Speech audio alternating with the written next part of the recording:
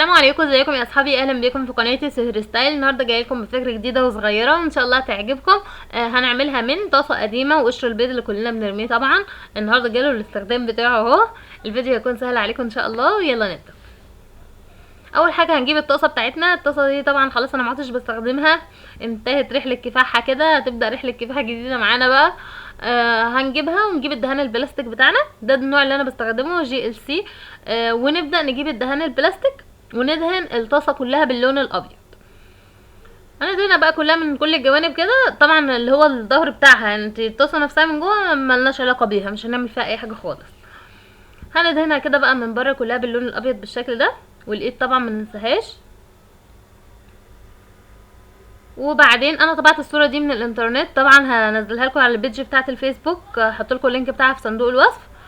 وبعدين تجيبي اللون التاني بتاعك اللي انت عايزه تدهنيه. انا دهنت اللون ده لان هو فيه من الارضيه بتاعه الصوره اللي انا طبعتها.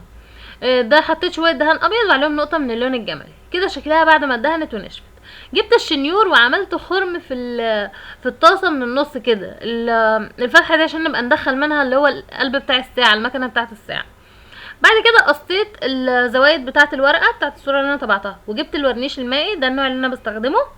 نحط طبقه خفيفه من الورنيش المائي، ونجيب الصوره بتاعتنا ونبدا نلزقها على الطاسه بالورنيش المائي. نحط على الفرشه ورنيش مائي خفيف كده، ونبدا نمشي على الصوره من النص لبره كده، عشان نطلع كل الهواء اللي موجود، وتبقى الصوره كانها حته من الطاسه، كانها مطبوع عليها بالشكل ده. انا كده عملتها كلها.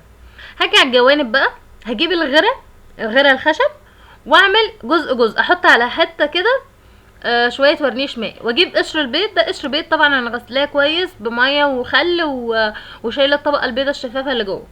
تحطي قشره البيض دي على الطاسه وتضغطي عليها بصباعك، فتنزل تتكسر على الطاسه نفسها، وتلزق في الغيره اللي احنا حاطينها. تمام، يعني احنا كده نحط قشره البيض بالشكل ده، ندوس عليها بصبعنا، تنزل تتكسر وتلزق في الغيره اللي احنا حاطينها. هنفضل بقى نكمل اللي هو الاطار اللي حوالين الرسمه اللي احنا حاطينها دي. انا كملته كله بقشر البيض بالشكل ده، وبعدين عملت برضو طبقه من الورنيش المائي عليه. خلاص كده بقى كانه جزء منها وما فيش حاجه بارزه ولا كده. انا عندي الفيونكه دي طبعا انا عاملاها معاكم قبل كده، وقلت هلزقها في اللي هو اليد من فوق. بعد كده تروحي لبتاع الساعات. انا جبت، قولي له عايزه المكنه بتاعه الساعه، بيبيعوا المكنه وبيديك المكنه والعقارب بتاعتها. اخدت المكنه بتاعه الساعه دي ولزقتها في الطاسه من جوه. شايفين الطاسه من جوه اصلا شكلها لسه زي ما هو.